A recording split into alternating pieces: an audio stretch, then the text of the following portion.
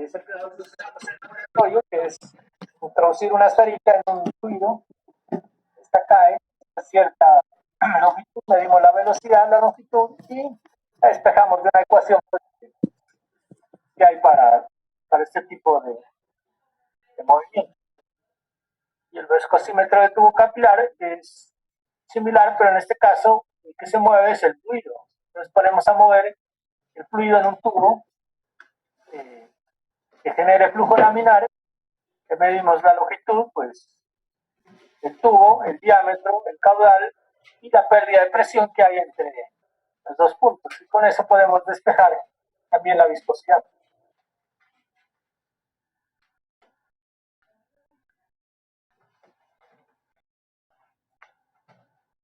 Cuando vayan a hacer sus tesis en el laboratorio tenemos programado construir estos viscosímetros. Entonces, si a alguien le interesa hacer estos montajes para medición en laboratorio. Aquí hay unos ejemplos de aplicación. Estos tienen pues la solución aquí. Lo que no vale la pena volver a repetir, más bien vamos a hacer un ejercicio nuevo de los que están acá en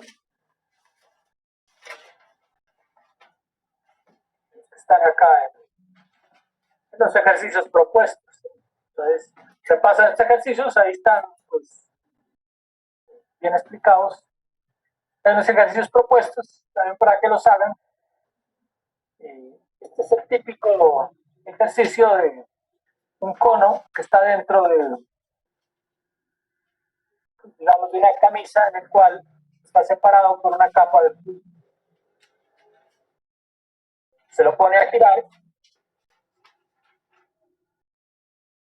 Entonces lo ponemos a girar y esto me genera unos esfuerzos, ¿no? Para poderlo girar, mejor dicho, hay que aplicarle un torque. Entonces lo que preguntan por aquí es qué torque se requiere para mantener pues, una velocidad angular constante de 10 radianes.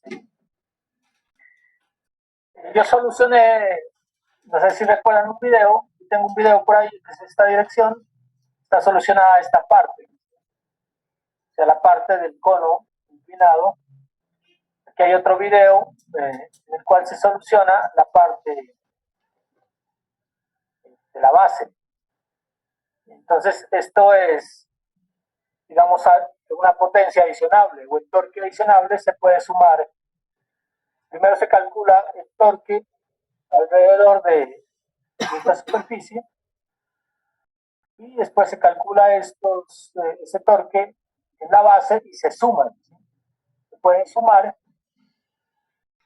para obtener el torque total. Vamos a hacer este ejemplo que es un poco parecido.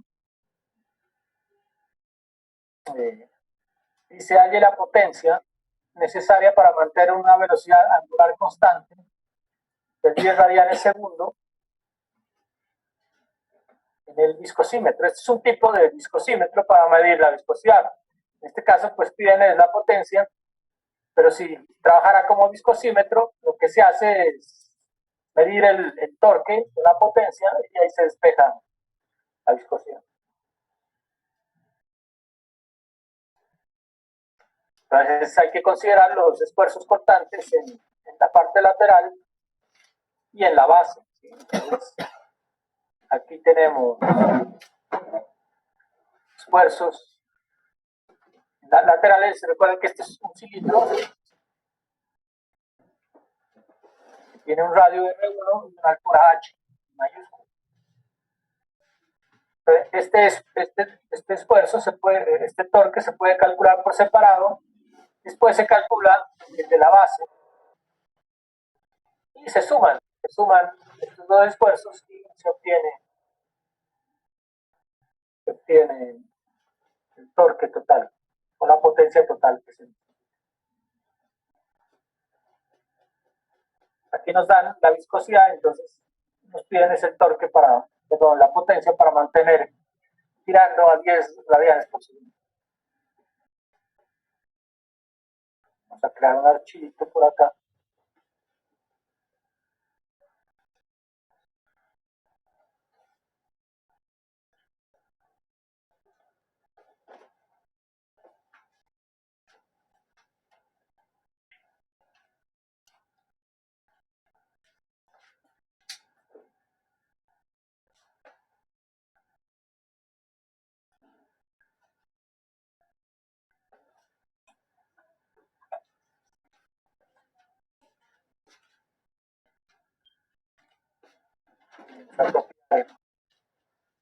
Ejercicio.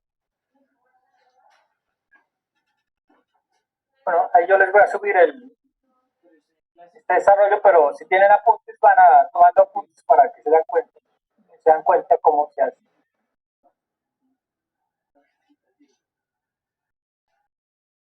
Entonces, lo primero que tenemos que encontrar, pues,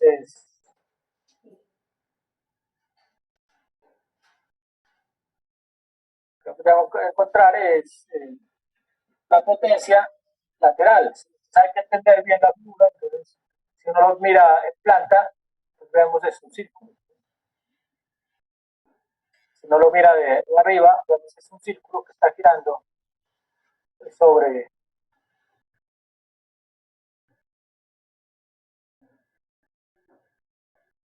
A ver si lo puedo centrar. Ahí, sobre otro. Esta es la parte que está fija y el que gira es el cilindro interno.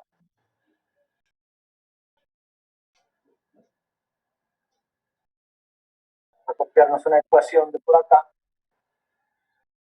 Copiarnos esta ecuación. Entonces aquí lo que hacemos es calcular la potencia en la pared lateral. Potencia en la pared lateral. Como la calculamos, pues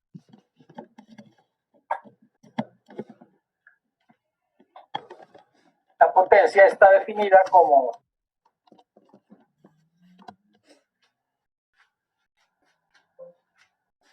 vamos a poner aquí potencia lateral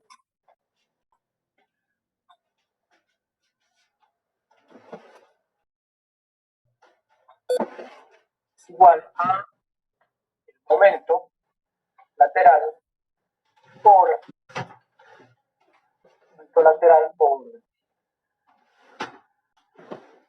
la velocidad angular. Esto es por definición, ¿no? Pues si uno busca la potencia en un movimiento circular, en física encuentra que es el momento por la velocidad angular.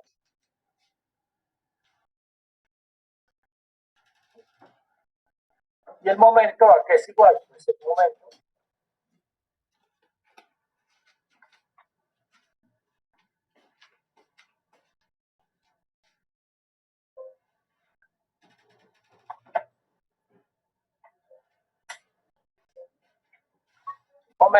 es igual a qué? Pues a una fuerza, en este caso sería la fuerza lateral, pues por una distancia, en este caso por el radio, por el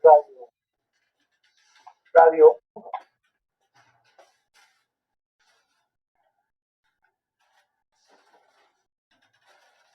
Entonces, el momento, pues simplemente el momento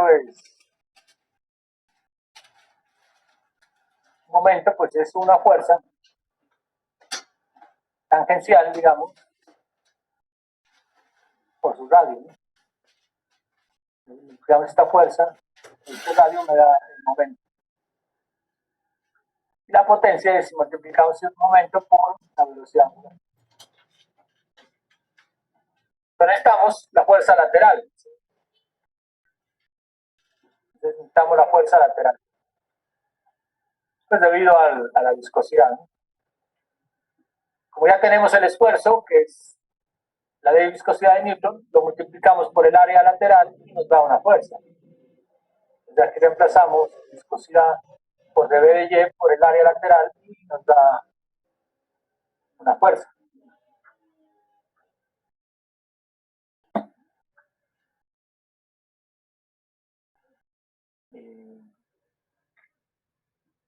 Y lo que tenemos es cómo hallamos el dB de Y. Recuerden que el dB de Y es cómo se deforma el fluido. Entonces, lo vemos en planta.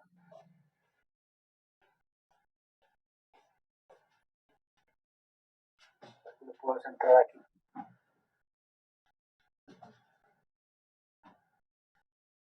Vamos a hacer.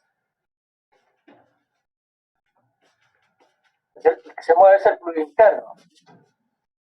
Por lo tanto, las partículas que están pegadas al fluido interno se moverán con la misma velocidad tangencial. Entonces, aquí se moverán con la misma velocidad tangencial. Todas estas partículas que están pegadas, y las que están pegadas en la parte externa, pues será cero. O sea que la deformación de velocidades es como de este estilo. Así se deforma el fluido.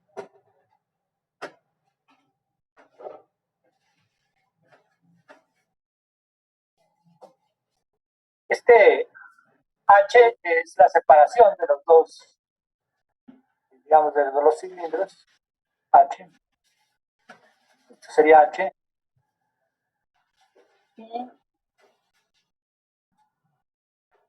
Y aquí suponemos pues que es una línea recta, entonces está la velocidad. Como esta línea recta, la pendiente es constante. La pendiente de una recta es constante. Podemos coger cualquier velocidad y la dividimos sobre h. En este caso, cogemos la velocidad en 1, o sea, la velocidad en el radio 1, con la altura, y eso me da la pendiente de esta línea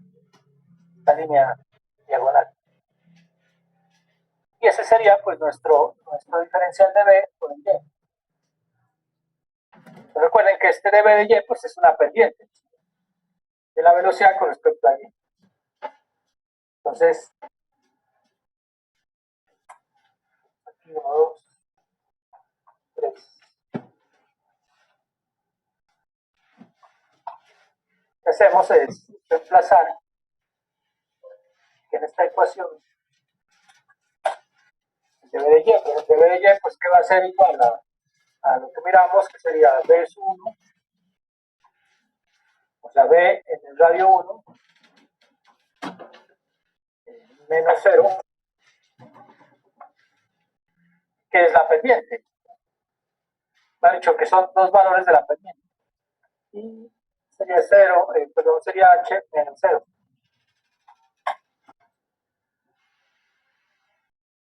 Entonces, este es el diferencial de B y este es el diferencial de Y o H calculado con los dos valores extremos.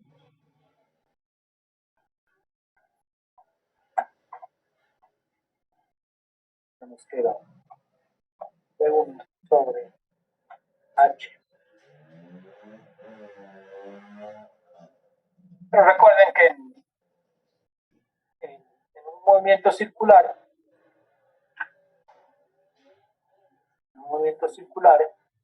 la velocidad tangencial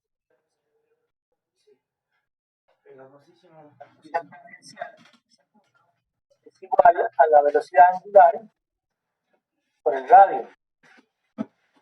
Tenemos el radio. Entonces, esta velocidad tangencial es igual a la velocidad angular por el radio. Tenemos esa parte ahí, la vamos igualando y vamos reemplazando. Vez 1 pues será igual a radio 1 y aquí por la velocidad angular.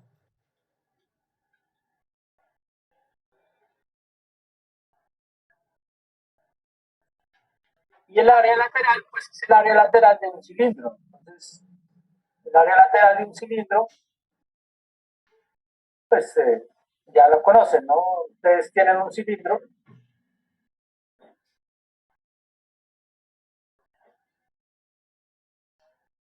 digámoslo así. Bueno, aquí me quedo un poco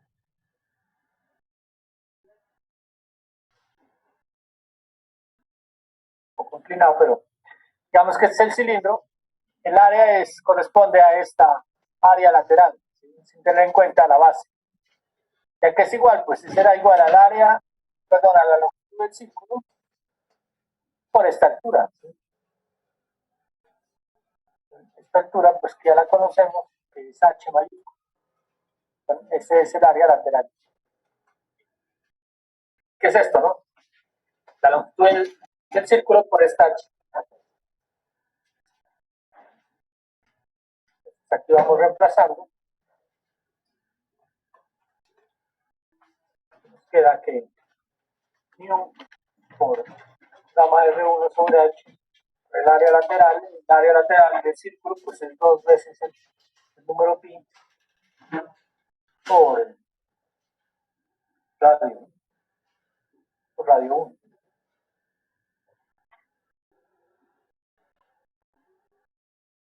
Y ya tendríamos la fuerza.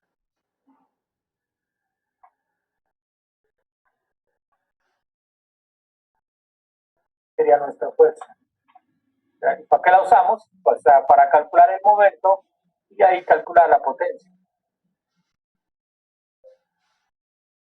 Ponemos esto y dejamos nuestra fuerza. Mu por omega R1 sobre H por 2pi por R1.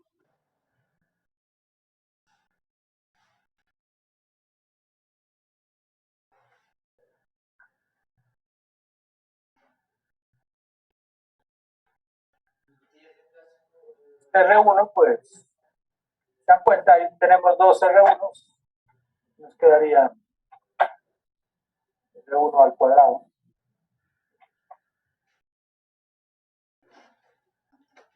Listo, y ahí ya tenemos la fuerza.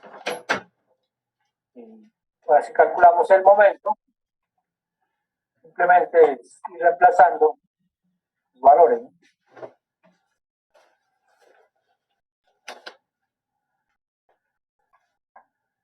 Entonces, aquí reemplazamos esta fuerza, la introducimos aquí y nos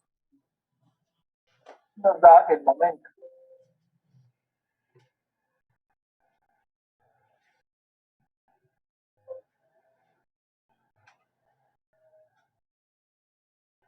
Aquí nos queda R1 al cuadrado por R, por lo tanto se nos transforma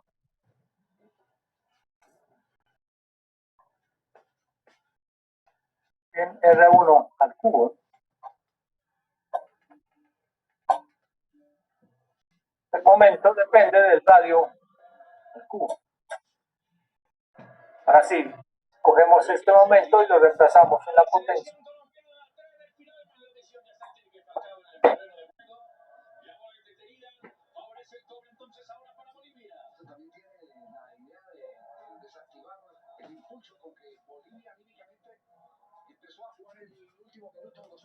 Pasamos aquí un momento y nos da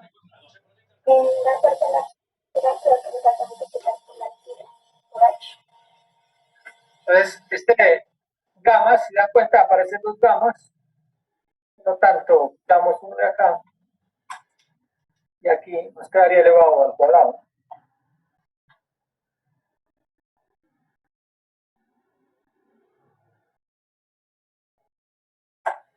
Y ya tenemos la potencia, que es viscosidad por gamma al cuadrado, digo por omega al cuadrado, sobre h por 2pi por el radio 1 al cubo. Estos son datos que el problema no nos da, ¿no? Nos dan R1, nos dan H, nos dan la viscosidad, y ahí al reemplazarlo tendríamos la potencia que se necesita, pero en la parte lateral. Así viene el cálculo de la potencia en la base.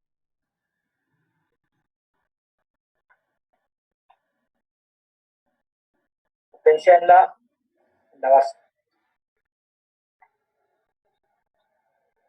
Profe, disculpe, así como dijo la compañera, el área lateral no es el perímetro del círculo y la altura, por la altura. Sí, el perímetro del círculo por H, 2πr por H. Ah, nos comemos el H, ¿no? Perdón, aquí es por. ¿Dónde era? Aquí no. 2πr por Ahí se cancelaría, ¿cierto? Esa H. No, ¿cuál? Ah, es la. No, no. No, esta H es la longitud del cilindro, física, es la longitud del cilindro, pero este H minúscula es el espesor del fluido. ¿Quedas ahí? Y a todo le adicionamos.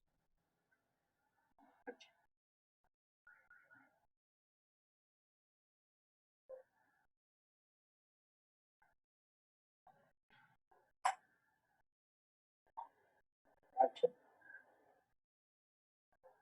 por H.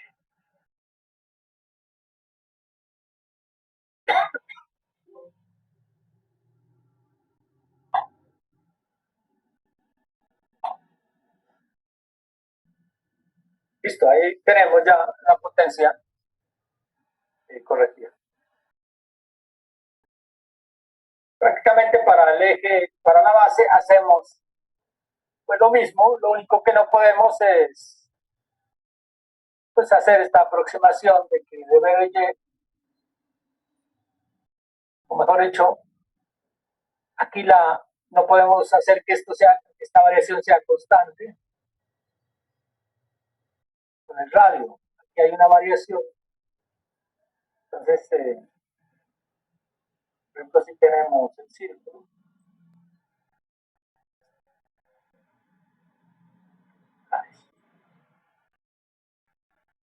tenemos un círculo. En la base, o sea, estamos observando la base. A medida que nos alejemos del radio, perdón, del centro,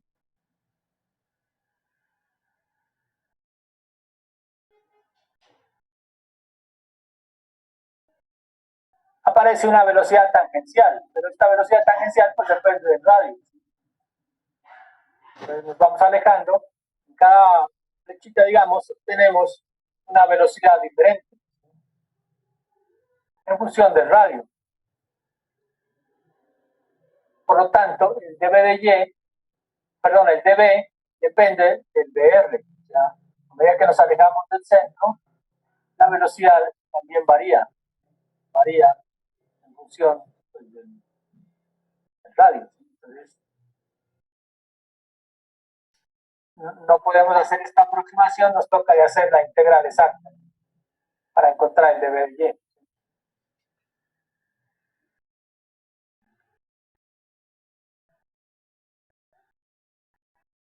Entonces, uno es que esta ecuación, esto se cumple, ¿no? Igual, sino que sería potencia para la base, momento para la base. Esta ecuación la podemos modificar. Le vamos a poner fuerza en la base por área en la base.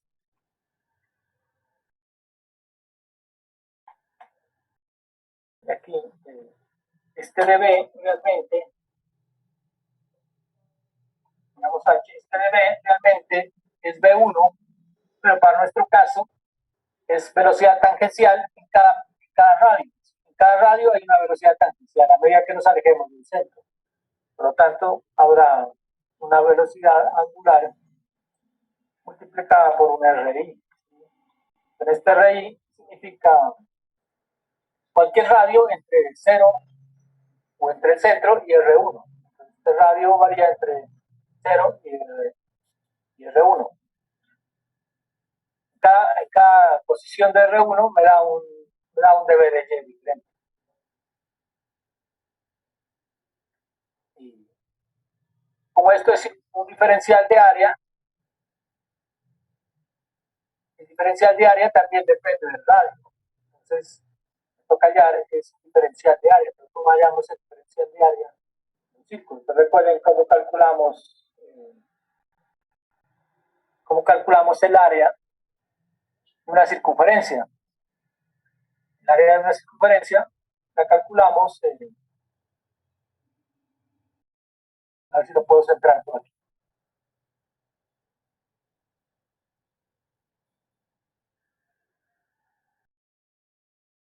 Ahí me quedo más o menos centrado.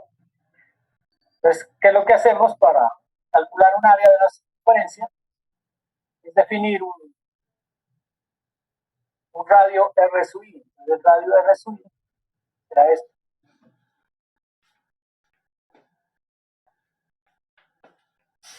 Entonces, a un radio R sub I hay una longitud de la circunferencia. Será 2pi por R sub I.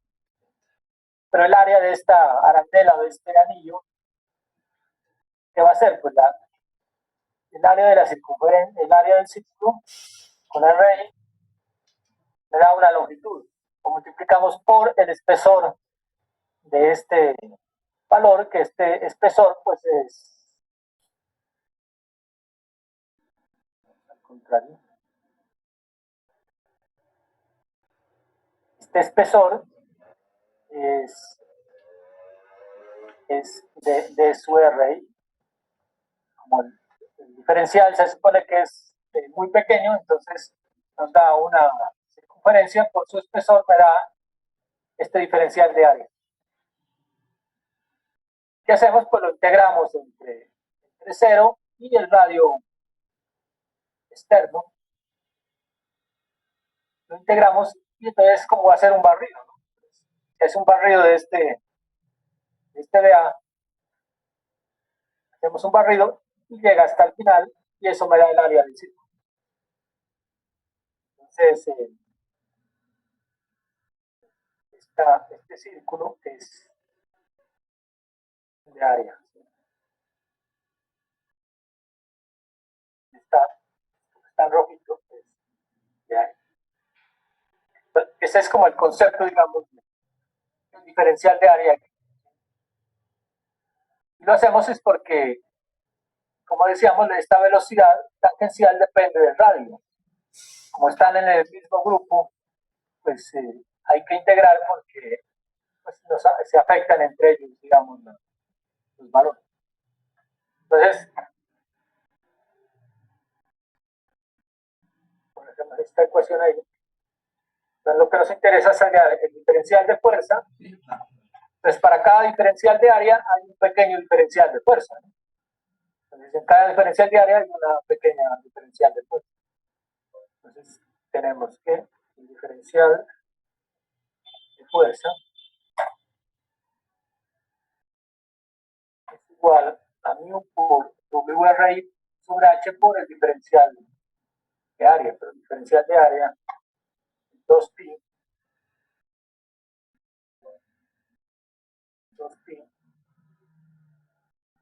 por R sub por dr.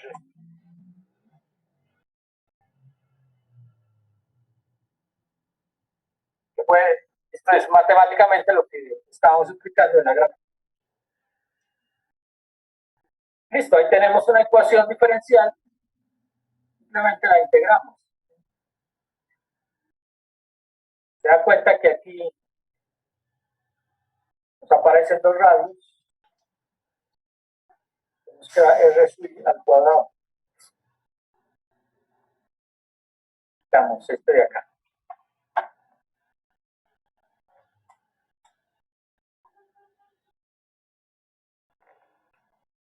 Al cuadrado. Este término es constante, ¿no? Porque no varía, o sea, es constante en función del radio, y esto varía aquí. Entonces, simplemente la integral de radio al cuadrado por R, que esto es como un polinomio. La integral de esto es R al cuadrado más 1 sobre al cuadrado más 1. Integrado pues entre 0 y 8. Simplemente sacamos la integral, integra los dos lados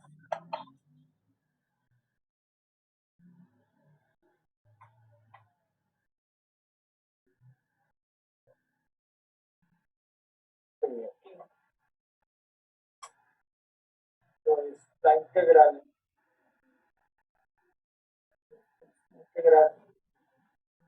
entre R, no, entre 0 y R.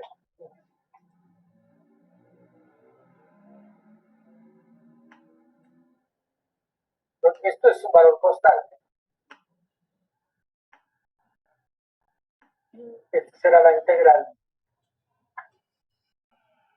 Nos da esto.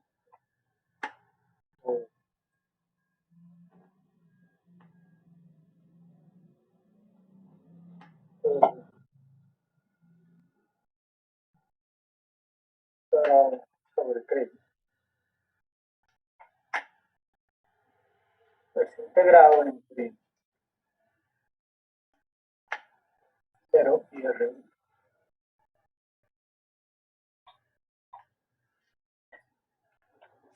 Entonces, esta integral, pues, la fuerza absorbe ya la variación de la velocidad en función del radio. Y ya tenemos la integral del diferencial de fuerza, pues esta fuerza.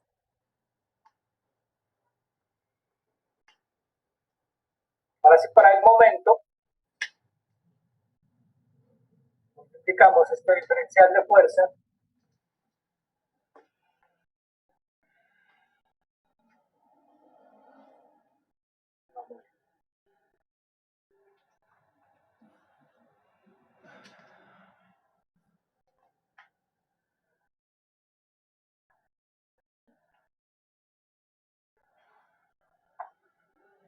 entonces ponemos este diferencial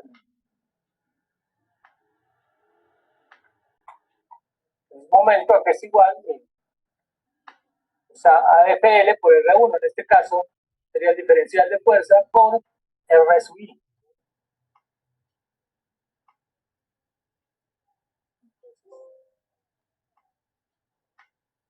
Podemos poner aquí pues momento, la base,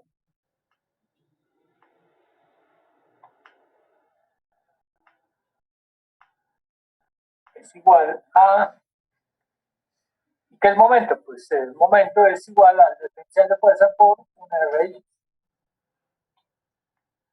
De hecho, multiplicamos todos los términos de la fuerza por el radio.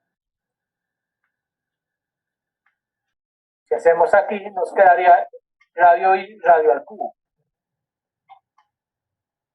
La integral entre 0 y R1, 2pi R1 al cubo por R es igual a este valor, 2pi, pero aquí es a la 4.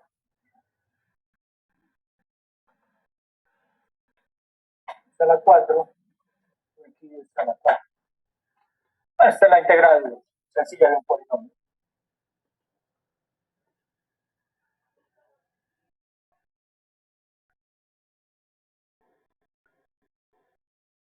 Bueno, aquí nos falta simplificar.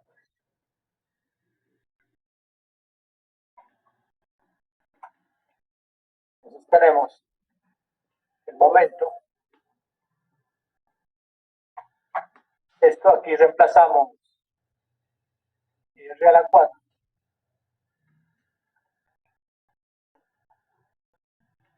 Sería R mayúscula 1 a la 4.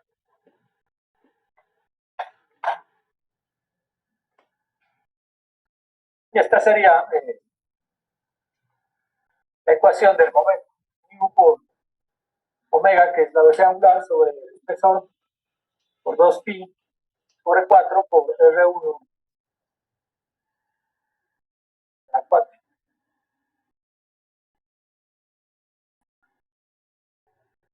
¿Para qué calculamos el momento? Pues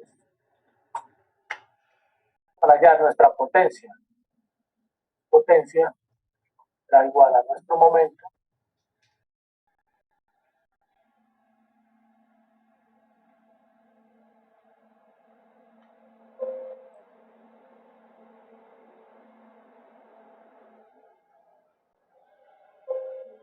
pues potencia de la base por momento de la base es el momento y lo multiplicamos perdón, no es W sino omega. Eso se nos convierte al cuadrado.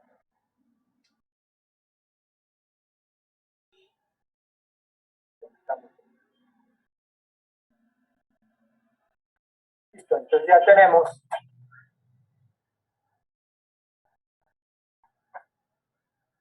las dos potencias. Pero esta es la potencia que se necesita para que el cilindro se mueva en la base y esta es la potencia de las laterales, simplemente las sumamos. Entonces la potencia total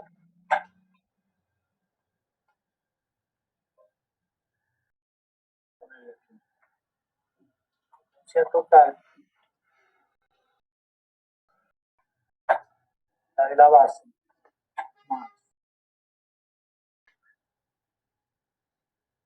perdón, la de la base más la lateral.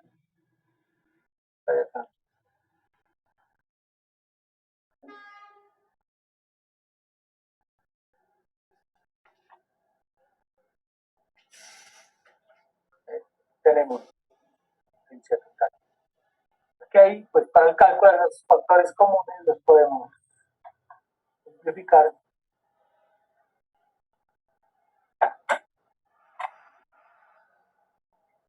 En realidad es para que le vayan cogiendo, deberían ir haciendo sus propios apuntes, ¿no?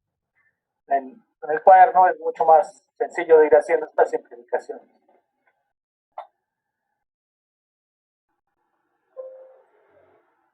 Y podemos actualizar algunos valores.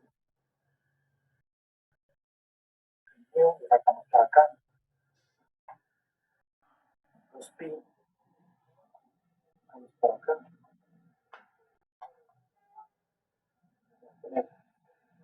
Luego al cuadrado. Para acá.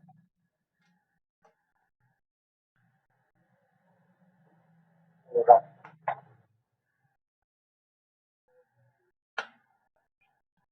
no podemos.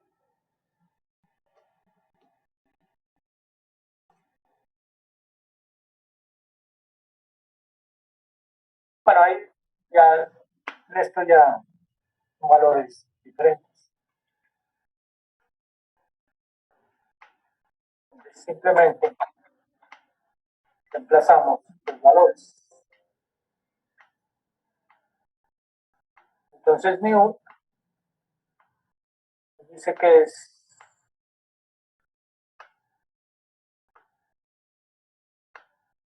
7 por 10 a la menos. Esto está en unidades del sistema internacional, pues nos toca colocarlas en el sistema internacional, que es 7 por 10 a la menos 3 newtons segundo metro cuadrado. Ponemos nuestra viscosidad 7 por 10 a la menos 3, bueno, 7 por 10 a la menos 3 es 0.007, ¿no? Entonces,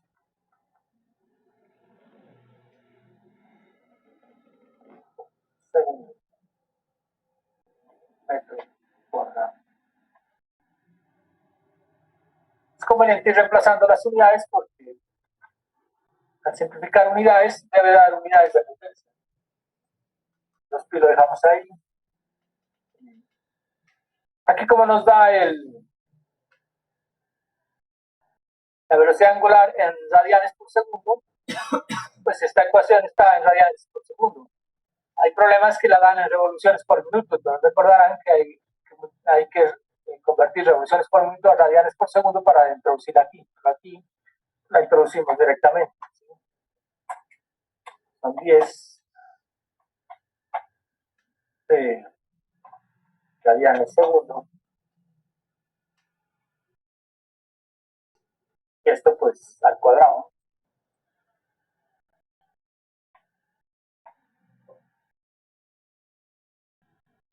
El h que nos dan, que es de 0.1 centímetro, pues no podemos colocar 1 centímetro, nos toca Por los mismos sistemas reales que sería 0.01 metros.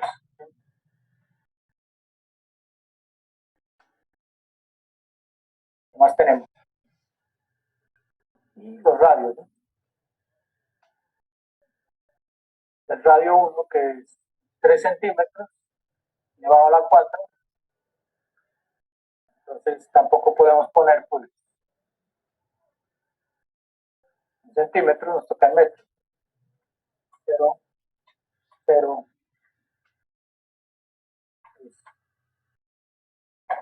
elevado a la 4.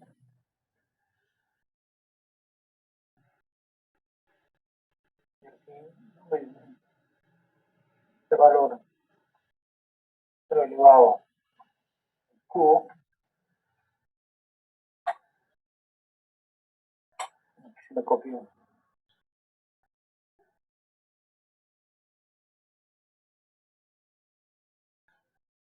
Por H, que es H es 1 centímetro, 0,1 metro.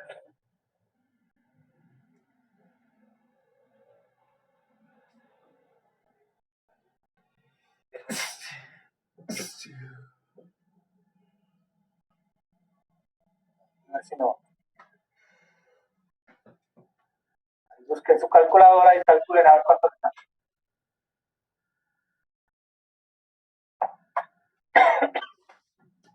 Profe, ¿no es 0.1? 0.1 metro. ¿A dónde? No, porque son 10 centímetros. La H está mal, ¿no? Es punto. Listo.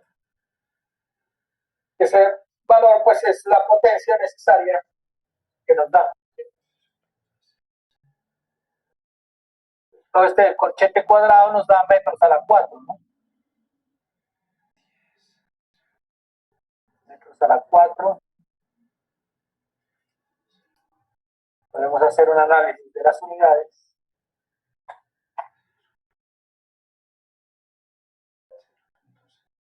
Entonces, damos newton segundo, damos todos los adimensionales.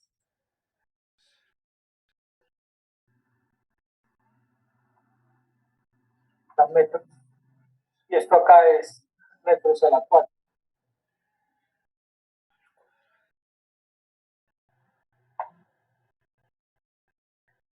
Entonces nos quedaría el segundo cuadrado.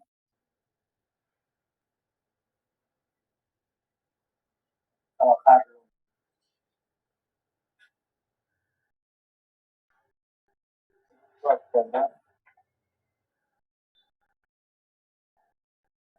Estamos de carga.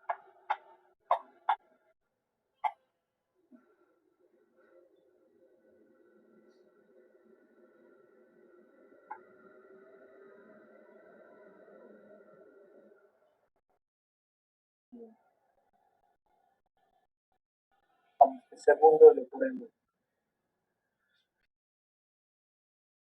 ¿Hicimos bien o no?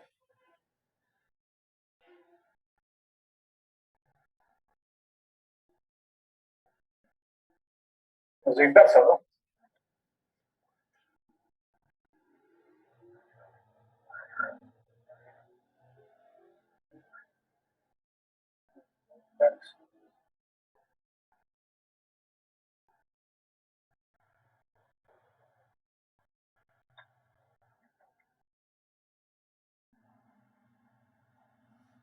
Hagámoslo. Hagámoslo de nuevo.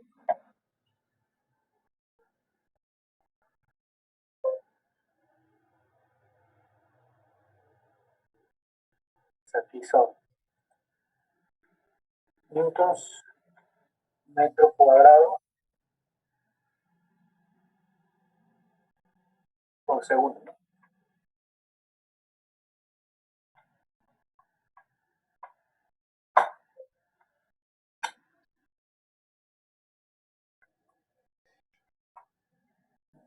Cuadrado segundo. Los pi es adimensional. radianes por segundo. Es como tener 1 sobre segundo. Y este término de acá es metros a la 4.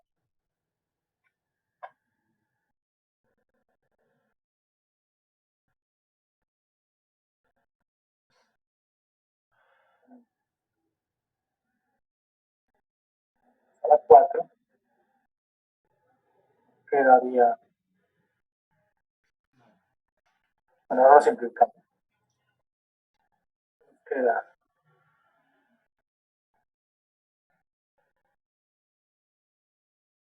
1 sobre segundo cuadrado.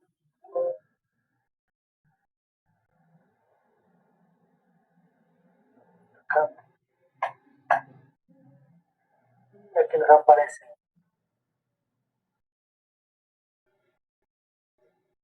1 sobre 1 metro.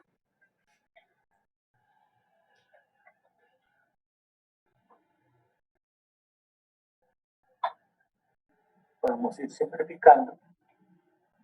A ver qué nos da, ¿no? Nos da aquí este metro cuadrado, se va con este metro cuadrado, queda newtons. Segundo, este metro cuadrado, ¿no? Por segundo. Nos queda 1 metro, se nos va con este. Y nos queda 1 segundo abajo, que se nos va con este.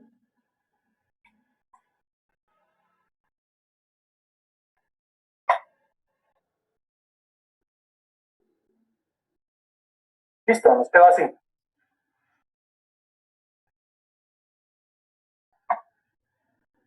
¿Qué es esto? Pues tenemos newtons metro, que es ¿qué? Newtons metro es unidades de energía, ¿no? Pues un newton metro es julio.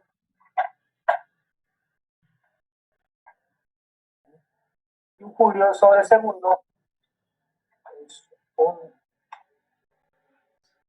vatio.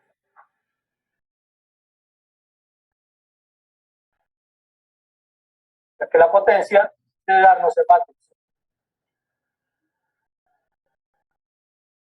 ¿Cuánto les dio acá? ¿Ya le hicieron?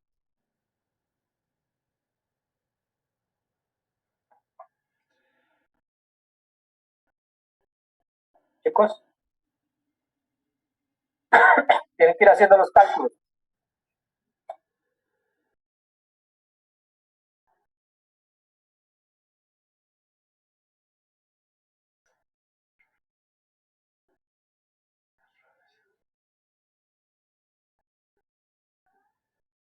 La potencia da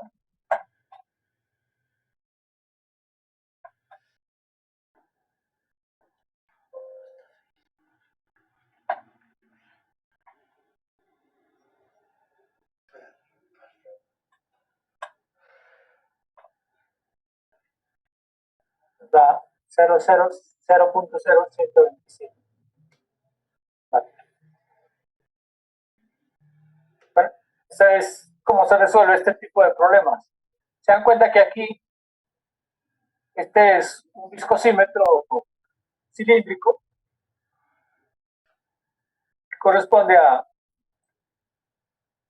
algo similar al viscosímetro que teníamos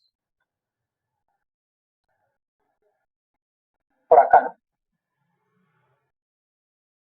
El viscosímetro giratorio. Entonces lo que hace uno es girar una masa y hace este cálculo.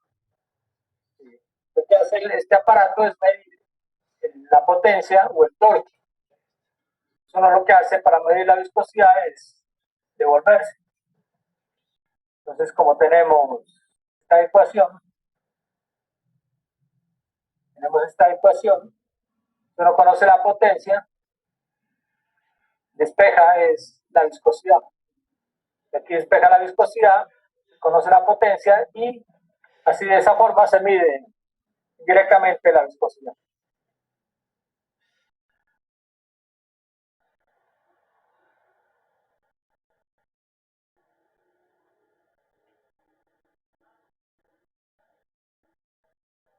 Listo, chicos, ahí terminan de hacer estos otros ejercicios que se proponen.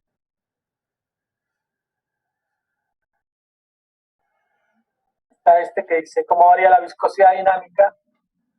Esta es una explicación teórica, ¿no? Esta es la explicación que siempre se pregunta, explicar cómo varía la viscosidad dinámica en los líquidos, en los gases, con la temperatura.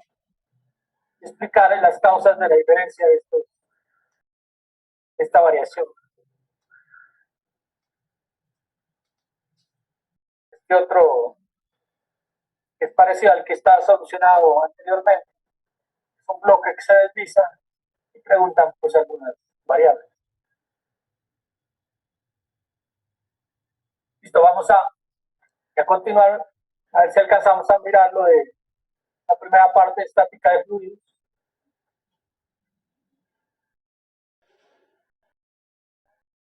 Entonces la idea de los fluidos es que se pueden estudiar también en reposo, sin movimiento. Entonces la estática de los fluidos se encarga de eso, de estudiar los equilibrios de los fluidos en reposo. Es como llenar, pues, por ejemplo, agua en un tanque, igual tiene entradas y salidas, siempre está en reposo. Si uno introduce elementos dentro de ese fluido, pues ejercerán algún tipo de fuerzas sobre dichos elementos, y eso es lo que nos interesa saber. Ya para el estudio matemático, lo que empleamos es un elemento diferencial dentro del fluido, como este que tiene volumen de x de y de z o dimensiones de x de y de z, que lo que hacemos es aplicar la segunda ley de Newton, que es fuerza igual a masa, o sumatoria de fuerza igual a masa por la aceleración, en cada eje, ¿sí? En cada eje. O sea, en este caso, entre la cara externa, posterior y anterior. Entonces, partimos de la presión en el centro del elemento. La presión en el centro del elemento es P, digamos que es P, y nos interesa es saber pues, la presión, pero en la cara externa, la que está aquí en azul. Entonces, ¿qué va a hacer? Pues la presión que está en el centro, que es P, más el cambio de la presión que hay entre el centro y la cara, que sería de P de X por la distancia de recorrido, que sería dx medio, porque el punto P está en la mitad. Es por dx medio. Bueno, aquí en la figura se desapareció el medio, pero aquí es de P de X medios. Bueno, aquí sufrió algún defecto la figura. Entonces, más, si hacemos para la cara anterior, nos devolvemos, sería P menos, si hay menos presión en la cara anterior, es de P de X, si aparecen medios, por dx de y de z. Lo multiplicamos por dy de z, esto es la presión, de y de z es la fuerza, perdón, el área. Entonces, como estamos en el eje x, de y de z es esta área, multiplicamos por la presión y me da una fuerza. Entonces, en todas las caras, ahí ya está definida una fuerza. Lo que hacemos es aplicar la segunda ley de Newton. En el eje vertical aparece una fuerza adicional porque este elemento tiene peso. Está encontrado un peso desde el centroide. Y el peso, pues, es densidad por gravedad por diferencial de volumen, en este caso de x de y de z. Teniendo esto definido, pues simplemente es aplicar la segunda ley de Newton en cada uno de los ejes. Y ya se convierte en un problema algebraico. Aquí, por ejemplo, para el eje X, colocamos los elementos cara posterior menos, perdón, cara anterior menos cara posterior, hacemos las simplificaciones respectivas, este P se elimina porque está sumado con sentido contrario. Aquí tenemos dos términos negativos, menos dp de x medios, pero al sumar de x medios menos de x medios me da menos un de x.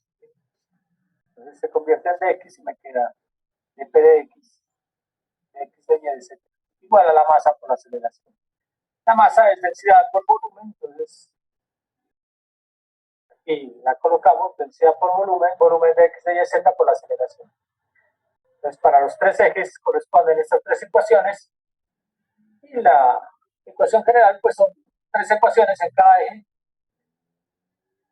Esto es cuando el fluido está acelerado. Está acelerado, pero como estamos estudiando en reposo, pues las aceleraciones son cero.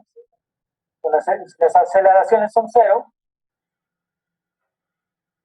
Aquí pues nos queda dp de x igual a 0, dp de y igual a 0, dp de z, que es la única que no está a 0, si a z es 0 nos queda densidad por gravedad. Este es como el resultado sumamente importante de cómo se comportan los fluidos en reposo. Esto quiere decir que en un plano, nosotros tenemos un plano, a ver si puedo hacer un plano por aquí.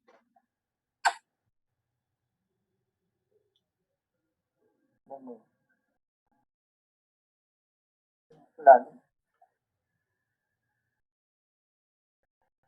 Quiere decir que en este plano que está horizontal, si ustedes varían o cambian de posición, ya sea en alguno de los ejes,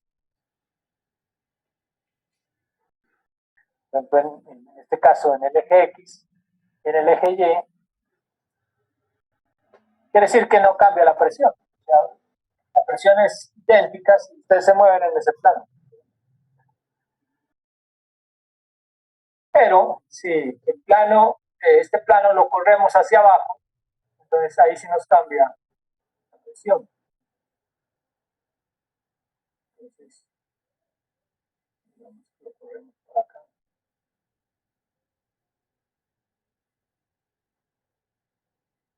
Entonces, lo bajamos de aquí hasta acá. Se dan cuenta que nos paramos en este punto.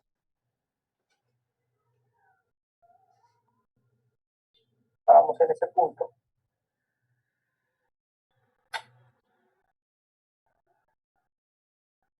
Paramos aquí en un punto. La presión pues ya no es cero, mucho ya no es cero. De este punto a este punto, la presión vale esta función pues, de la gravedad y la densidad. Pero eso es lo que nos indica esta ecuación. Entonces, cambiamos en el mismo plano, es cero, pero si ya cambiamos con la profundidad, es diferente de cero. Aquí hay una presión determinada por esta ecuación. Ya la solución de esta ecuación diferencial pues, depende si es para un líquido o un gas, ¿no? Como ya habíamos visto. Entonces aquí tenemos para un líquido, la ecuación general, donde la densidad por gravedad es peso específico, por lo tal se suele manejar de esta forma. Derivada parcial, derivada total de P igual a menos gamma por dz. Esta es la ecuación general diferencial de la hidrostática. Ya habíamos visto que se puede solucionar para un líquido, se puede solucionar para un gas. Para un líquido, pues como el fluido es incompresible, no tiene problema porque el peso específico es constante. El peso específico no varía es independiente de la presión, digamos. Entonces simplemente es diferencial de presión, lo integramos, diferencial de z lo integramos y me da presión igual a menos gamma por z. Que es lo que se hace para un. Aquí es interesante, es como hallamos C. ¿Sí? Por ejemplo, si tenemos un recipiente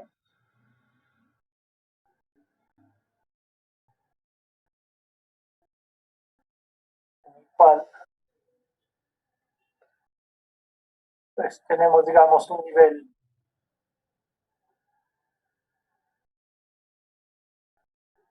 de agua. Entonces, ¿qué pasa? Cuando tenemos digamos, esta disposición, la presión por lo general no la medimos desde el eje Z hacia arriba. Por allá va Z.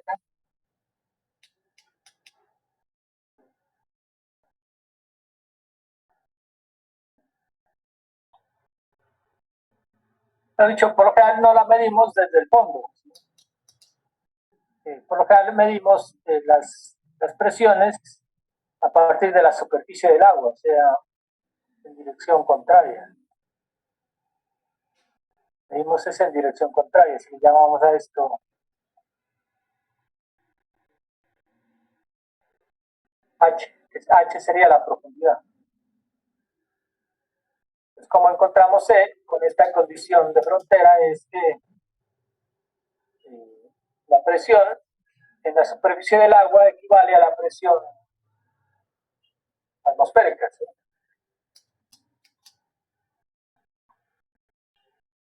Atmosférica.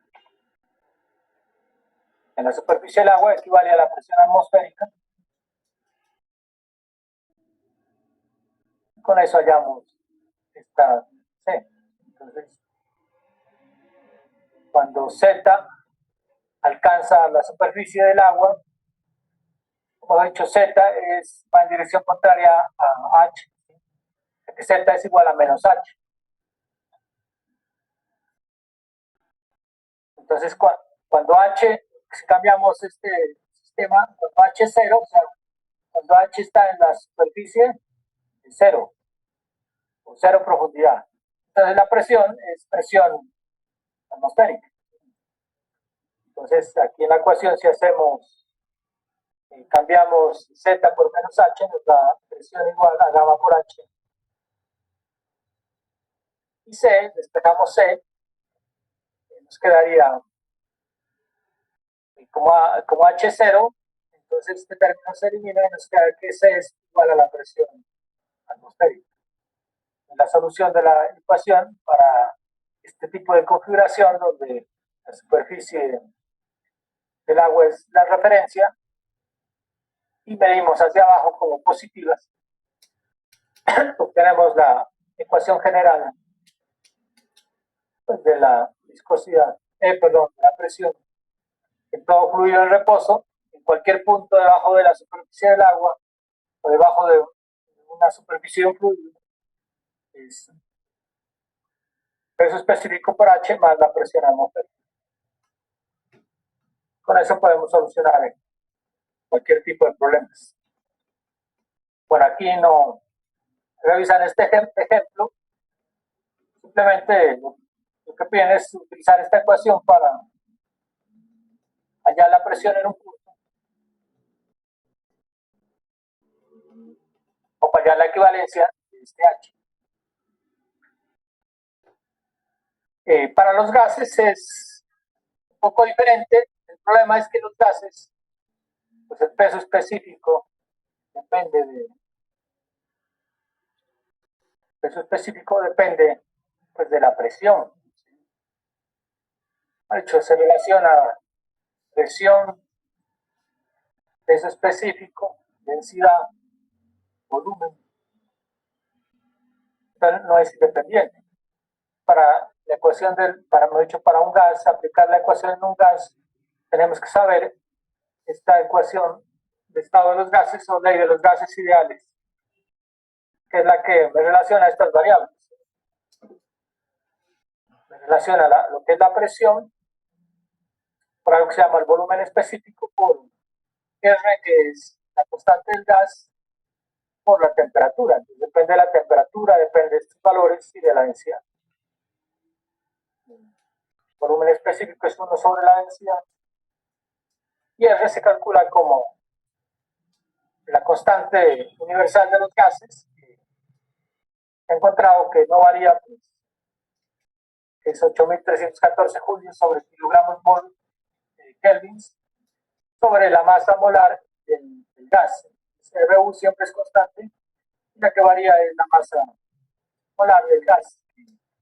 Ya se consigue en tablas, ¿no? Para el hidrógeno, para el oxígeno, incluso para el aire, se tiene estimativo de M. Con eso podemos calcular R. Y también hay un ejercicio cual está detallado cómo aplicar esta ecuación. Ahí le dan una observada. Y lo otro es los procesos térmicos.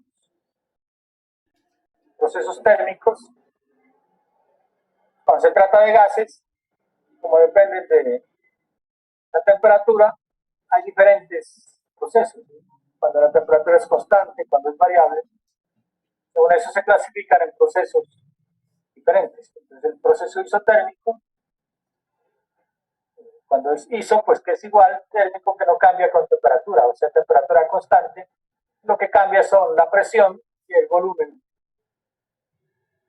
Y volumen del gas.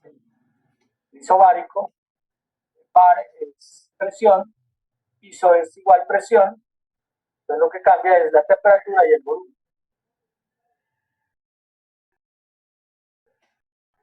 Aquí tenemos, bueno, sí, P sub S, no hay que confundir este P sub S que es el volumen específico, ¿no? Acá tenemos es el volumen geométrico. Tenemos proceso isócoro, que se debe cumplir donde el volumen es constante y solo cambian las presiones y las temperaturas.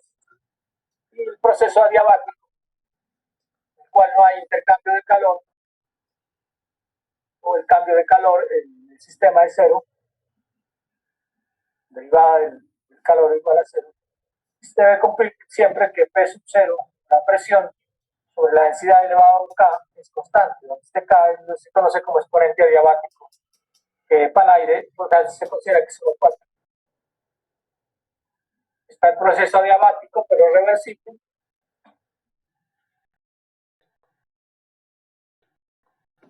que también cumple con estas dos ecuaciones. Temperatura final sobre temperatura inicial es igual a la relación de las presiones final sobre inicial elevado a este exponente, incluye el exponente adiabático. Y debe cumplirse también esta otra ecuación. Pues ya son ecuaciones deducidas específicamente para estos procesos. ¿Qué pasa con estas expresiones? Es que estas nos ayudan a determinar pues el problema es del peso específico del líquido. Entonces, para fluidos incompresibles o líquidos que se consideran incompresibles, el peso específico es constante. En estos gases, el peso específico no es constante.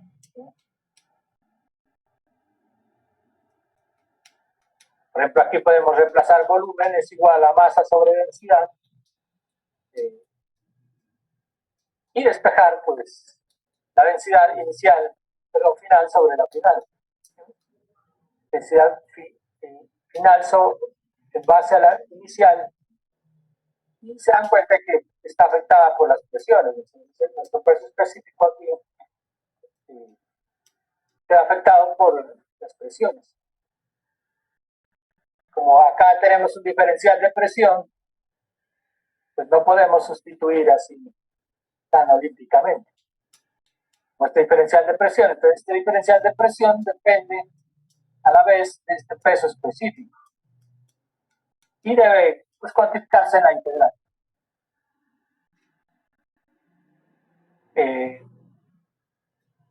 Por aquí hay unos ejemplos, también los miran. Bueno, se nos acabó ya el tiempo.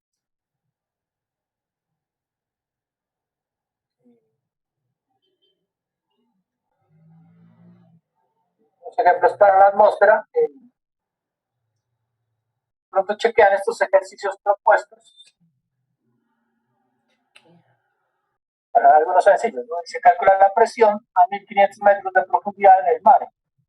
Pues un líquido, pues simplemente aplicamos presión igual a gamma por H. Aquí nos dan el peso específico y se considera el agua compresible con peso específico gamma igual a 10,25 kilogramos de metro cúbico. Considerando el agua compresible con E de 21.000 kilogramos centímetro cuadrado. La presión de vapor del agua a 20 grados centígrados es aproximadamente 0,24 kiloponios metro cuadrado, expresar en altura equivalente a metros de columna de agua. Esto ya habíamos hecho un ejercicio parecido en la clase pasada. Prácticamente se transforma de kiloponios centímetro cuadrado a metros de columna de agua.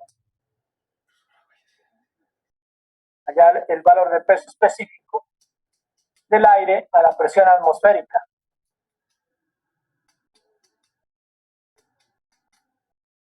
A nivel del mar a 15 grados centígrados. Usar ecuación de estado de gases perfecta. Y este último que dice calcular la presión atmosférica a la elevación de 6.000 metros sobre el nivel del mar en milímetros de mercurio en las siguientes condiciones. Con densidad del aire constante, si la presión atmosférica a nivel del mar es de 100 kilómetros metro cuadrado con peso específico del aire a 15 grados centígrados. Con temperatura del aire constante entre el nivel del mar y los 6.000 metros sobre el nivel del mar para proceso isotérmico o isentrópico.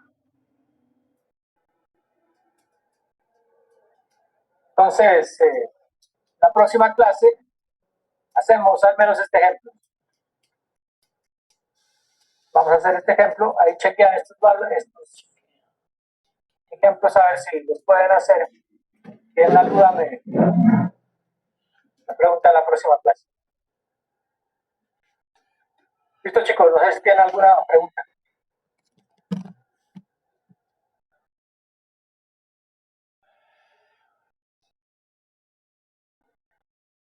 Listo, si no tienen preguntas, entonces dejamos ahí. Gracias, profe, hasta luego. Hasta luego. Hasta luego, profe.